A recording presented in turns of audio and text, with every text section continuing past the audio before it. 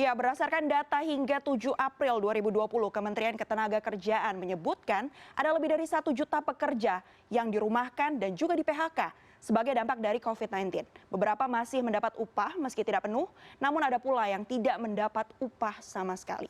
Untuk membahas hal tersebut, kita sudah terhubung melalui Skype dengan Ihsan Kurniagung yang merupakan Ketua Bidang Kerjasama Asosiasi Advokat Indonesia DPC Jakarta Selatan. Selamat malam, Bang Ihsan. Selamat malam, Mbak Mayfri. Iya, Bang Ihsan, kita bicara soal Bang. Nah, kita bicara soal PHK dan dirumahkan. Ini kan adalah dua hal yang berbeda. Sebenarnya apa saja sih, Bang, yang bisa dilakukan pekerja jika mereka mengalami hal ini?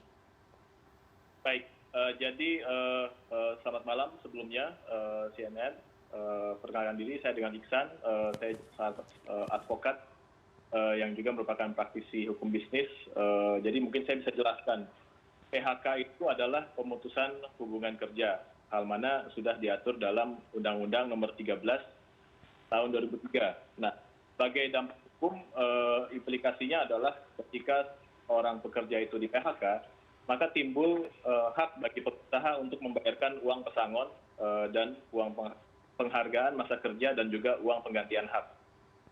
Sementara mengenai istilah dirumahkan sendiri, sebetulnya ini tidak secara tegas diatur atau dikenal dalam Undang-Undang 13 tahun 2003. Dalam prakteknya, kebijakan untuk merumahkan seorang pegawai ini adalah dengan cara meliburkan atau membebaskan pekerja untuk tidak melakukan pekerjaan sementara waktu. Nah, ada dua pendapat mengenai hal ini. Daripada usaha, ini sebetulnya sudah sesuai dengan ketentuan pasal 3 ayat 1 Undang-Undang Ketenagakerjaan yang mengatur bahwa upah tidak dibayar apabila pekerja atau buruh tidak melakukan pekerjaan. Begitu. Oke, kemudian apa yang bisa mereka lakukan ketika mereka dirumahkan atau bahkan di PHK, Bang? Baik, jadi terhadap para pekerja yang terkena dampak PHK atau dirumahkan dan mereka merasa dirugikan karena prosesnya itu mungkin tidak sesuai dengan ketentuan undang-undang maupun perjanjian kerja atau peraturan perusahaan, maka pekerja bersangkutan dapat melakukan upaya hukum atau langkah-langkah yang sudah sebetulnya diatur dalam ketentuan Undang-Undang Nomor 2 Tahun 2014 tentang perselisihan hubungan industrial. Nah, pertama-tama mereka dapat mengupayakan untuk mencapai suatu kesepakatan melalui perundingan bipartit antara perusahaan dengan pekerja.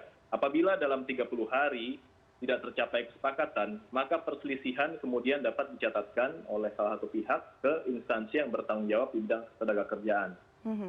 Pada umumnya Dinas Tenaga Kerja melalui cara mediasi atau konsiliasi. Nah, kemudian dalam proses akhirnya, proses tersebut dinamakan tripartit yang akan difasilitasi oleh mediator, akan diberikan bentuknya anjuran tertulis kepada para pihak yang berselisih. Apabila keberatan tersebut, apabila anjuran tertulis tersebut ada pihak yang keberatan, maka pihak yang berkeberatan dapat mengajukan gugatan ke Pengadilan Hubungan Industrial.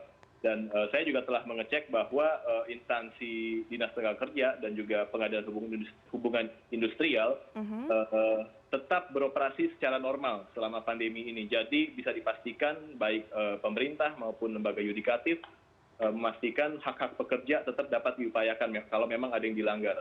Tapi memang seperti yang tadi disampaikan oleh Mbak Mayfri, saya juga mencatat bahwa saya selalu memantau, khusus untuk DKI Jakarta, kita bisa mengecek bahwa mereka selalu memberikan update di akun Instagramnya misalnya. Ini sampai dengan data per kemarin, 9 April, sudah ada kurang lebih 15.721 perusahaan yang memberikan dampak terhadap 94.334 pegawai. Mana di antaranya 76.000 sekian pekerja itu sudah dirumahkan, mungkin ada yang tidak mendapatkan gaji atau masih mendapatkan tapi mungkin sebagian, dan 17.000 diantaranya atau sekitar 18% sudah dilakukan PHK. Nah, ini kalau saya juga melakukan diskusi informal, kebanyakan memang yang mengalami dampak ini ke sektor usaha yang memang terdampak ya, seperti pariwisata, hotel, hiburan, dan lain-lain. Oke, baik. Terima kasih banyak Bang Ihsan sudah bergabung malam ini dengan CNN Indonesia Prime News. Baik, terima kasih Mayfri. Ya, terima kasih.